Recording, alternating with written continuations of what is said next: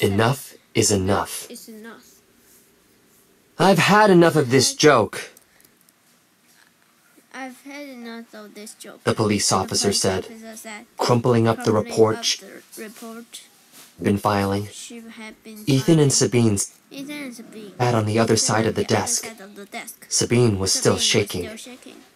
There's no development in that area of Raven's Path. It's a swamp. Nothing can be built on that land. But, Ethan said. The police officer sighed. Go home, kids. I have more important work to do than listening to ridiculous stories. Back in the car, Ethan and Sabine sat in silence. They stared out at the residents of Raven's Pass.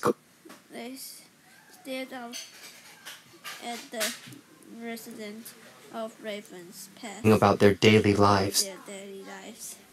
Those creatures must have put everyone under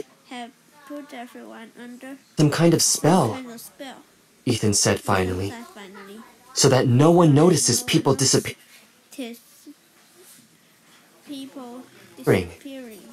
Or the development across town.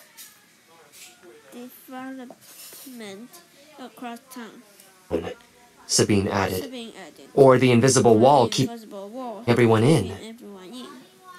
And for some reason, we're not affected. Ethan took a deep breath, feeling an urgency rise in his chest. I don't understand what the creatures want. They seem to have an extra hypnotic hold on people in the yellow roofed houses. But the creatures also appear outside our windows. Every night, telling us to visit the neighborhood. But why? Sabine sighed. I don't know. But the bigger question is, what now? We can't get help. What else can we do? Ethan drummed his fingers on the dashboard. An idea began to form in his head. He looked up at the sky. It's almost night. That's perfect. Why? Sabine asked. Ethan slammed his palm down, making Sabine jump. We're going to confront the creature from our nightmares. That night, Ethan lay in bed and stared at his ceiling.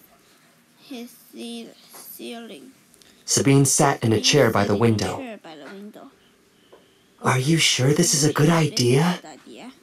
She whispered. We have to do something. He replied, ignoring his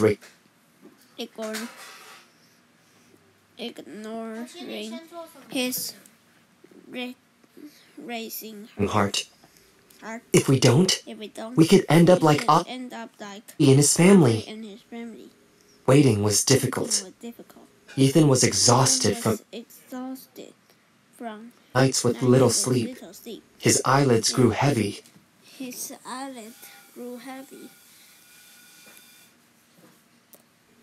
Then suddenly, Sabine gasped, and Ethan sat up. There, against the night sky, were the eyes. Every limb was trembling, but Ethan forced himself to step up to the window. He opened it. Hey! He shouted. He felt Sabine's hand on his arm. It was a silent warning to be careful. What do you want? The eyes focused on Ethan. He held his position, refusing to give in to the rising terror. What have you done to Avi? Ethan shouted. To all those families! The eyes grew larger in the sky as they moved closer. Slowly, an oval head became visible. Something clicked in Ethan's brain. This wasn't the same being he had seen on the TV earlier. These bulging eyes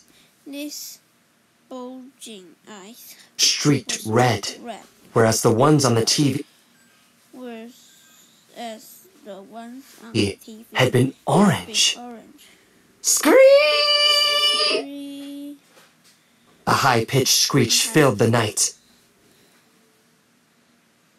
The high-pitched screech filled the night. Goosebumps rose up all over Ethan's body as he cringed at the sound.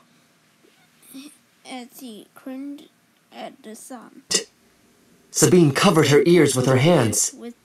Stop! Leave us alone! Leave us alone! She screamed at the creature.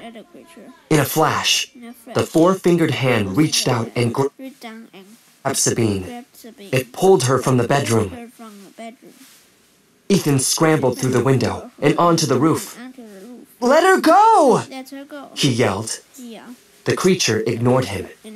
It stared at the screaming girl in its grip, as if she were a most interesting snack. Then, the hand started to shrink back into the night. No!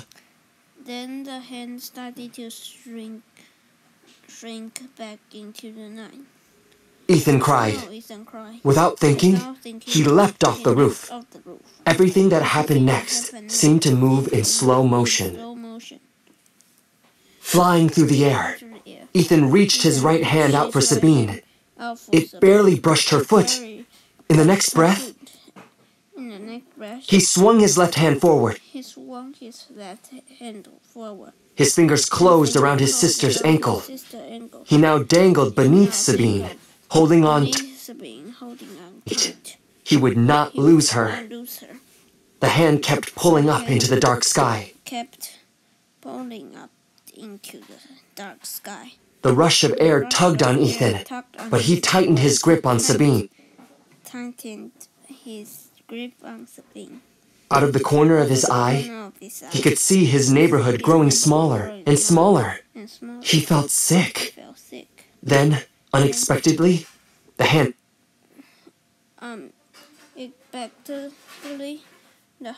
twitched, and Ethan's fingers slipped. He plunged through the air. The last thing he remembered was his sister screaming his name. Chapter 8. Extraterrestrial.